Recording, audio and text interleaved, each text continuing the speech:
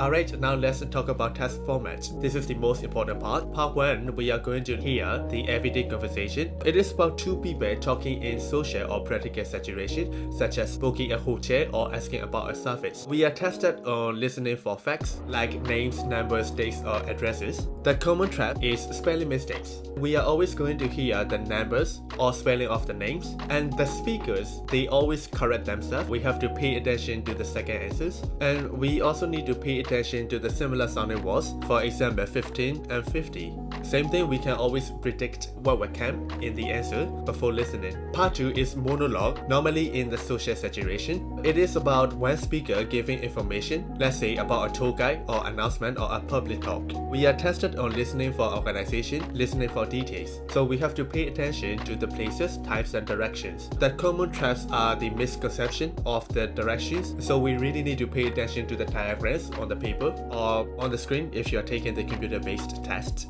We also need to pay attention to the paraphrasing. Maybe in the question it is near the exist, but in the listening audio it's beside the door. It's exactly the same. Normally the answers are in order. We can just label the diagram along the speaker's instructions. Part 3, this is the most difficult part of the IELTS listening. Normally it's two people talking about something, especially something related to academic, the difficult topics. In this question type, we are tested on listening for opinions and suggestions of the speakers. We also need to pay attention whether they agree or disagree with each other on the particular topic. The common trap are long MCQ with similar wording. Is very difficult to understand. I recommend you only pay attention to the keywords because we will not make it on time if we read each and every word. As usual, their opinions are always changing. And after MCQ, we also have a question where 5 options are given and you have to choose 2 out of those 5 questions. So we should listen for the final opinions and pay attention to the attitude makers like I agree or I'm not sure or I rather this and that.